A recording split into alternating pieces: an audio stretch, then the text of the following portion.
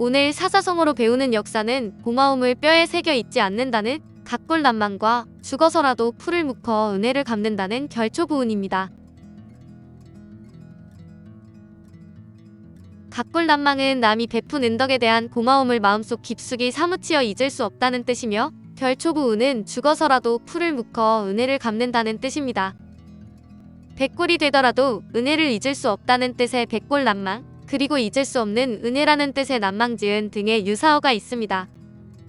각골난망, 새길 각, 뼈골, 어려울 난, 잊을 망. 결초부은, 맺을 결, 풀초, 갚을보, 은혜은. 이 고사성어는 춘추자 시전에 전해지는데 선공 15년의 경문기록에 붙은 주석에 나옵니다.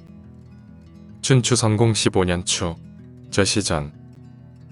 초위무저의 배척, 무자, 무자지, 명과월, 휘가시, 질병치괄, 비위순, 급줄, 과가지왈, 질병칙난, 오종기치야, 급보시지역, 화견노인, 결초양두회, 부회지 이전, 고액치, 야뭉지왈, 여이소가 부인지부야, 이용선 인지치명, 여시이보.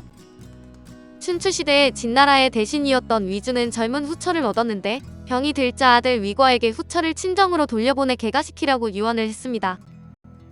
위주는 주나라의 형제 제후국이었던 필나라의 시조 희고의 후손으로 진문공을 19년 동안이나 따른 용맹한 장수였습니다. 그의 후손이 나중에 위나라를 건국하면서 위무자라는 시호를 받았는데, 위무자의 자는 자작이라는 뜻입니다. 그러나 위주가 막상 죽을 때가 되자 병세가 중해져 정신이 오락가락해지면서 말을 바꿔 후처를 순장시키라는 유언을 남기고 세상을 떠나게 됩니다. 위과는 아버지의 상반된 유언 중에 무엇을 따를지 고민했는데 차남 위기는 순장하라는 유언을 따르자고 했습니다. 그러나 위과는 아버지가 정신이 온전했을 때 남긴 유언을 따르기로 해서 서모를 순장시키지 않고 친정으로 돌려보내 개가를 시켰습니다. 열국지에 의하면 이에 아버지 위주의 홀령이 위과의 꿈에 나와 현명하게 처신해주어 고맙다는 인사를 했다고 합니다. 고우영 열국지에서는 위과가 명문가에 준하는 좋은 가문의 장남에게 재혼을 도와주는 것으로 나오고, 이후에 아버지 위주가 현명한 처신을 했다고 고마워합니다. 세월이 흐른 뒤 위과는 전쟁터에 나가 진나라 군대와 싸우게 되었는데 적장 두해가 워낙 용맹해 진나라 군사들이 감히 맞서지를 못했습니다. 전왕이 진군에게 불리하게 돌아가면서 퇴각할 상황에 처했지만 두해가 탄 말이 갑자기 고꾸라지는 바람에 위과는 낙마한 두해를 손쉽게 사로잡아 큰 공을 세우게 되었습니다. 그런데 위과가 두해가 고꾸라진 자리를 자세히 살펴보니 풀들이 매듭지어져 있었습니다. 열국지에서는 노나라의 국군이 악독하기로 유명한 풍서란 이름의 권신에게 눌려 지내다 아내인 진나라 공주가 풍서의 희롱 끝에 분노해 자살한 사건이 벌어집니다. 이에 진나라가 침공을 하자 겁에 질려 진나라에게 도움을 요청해 노나라로 오게 되었습니다. 이후 풍서를 처형시키고 국군을 꼭두각시로 삼으려고 하지만 노나라의 국군은 자신의 처지를 비관한 후 자살을 합니다.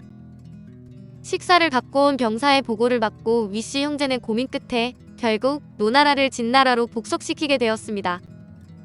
그런데 이 과정에서 악명 높기로 유명한 풍서의 절친 두해가 나타나 진군을 학살해 연전연패를 거듭하던 중 한 노인이 위과의 꿈에 청초파가 결전지라고 알려줍니다. 무튼 그날 밤에 잠이 든 위과의 꿈에 한 노인이 나타났는데 그는 서모의 친정아버지였습니다. 서모의 친정아버지는 위과에게 본인의 딸을 순장하지 않고 살려서 친정으로 돌려보낸 뒤 개가를 도와준 것에 은혜를 갚기 위해 풀을 엮어 두해를 사로잡게 했다고 밝힙니다. 고우영 열국지에서는 청초파란 곳이 결전지라고 알려주고 자신의 정체가 서모의 아버지인 것을 밝힙니다. 그리고 후처를 살려주고 재혼까지 도와준 것을 감사히 여겨 청초파로 두해를 유인했다는 사실을 밝혀주고 사라집니다. 한편 각골난망에는 다른 유래도 전해지는데 중국 어느 나라의 왕의 재산을 관리하는 관리가 있었는데 어느 날 이 관리가 재산의 일부를 잃어버렸습니다. 이 사실이 왕에게 알려지면 그는 죽음을 면키 어려웠는데 잃어버린 왕의 재산이 엄청나서 그 많은 돈을 구하기가 불가능했습니다.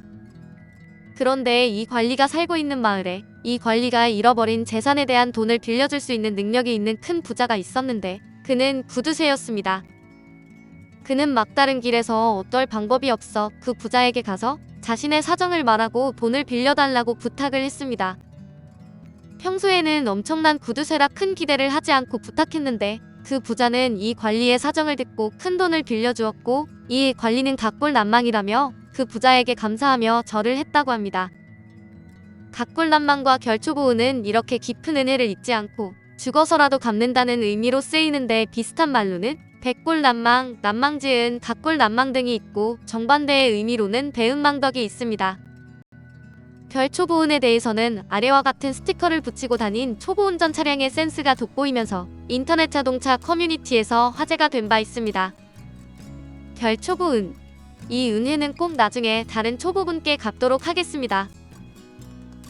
오늘 사사성어로 배우는 역사는 고마움을 뼈에 새겨 잊지 않는다는 각골난망과 죽어서라도 풀을 묶어 은혜를 갚는다는 결초보은이었습니다.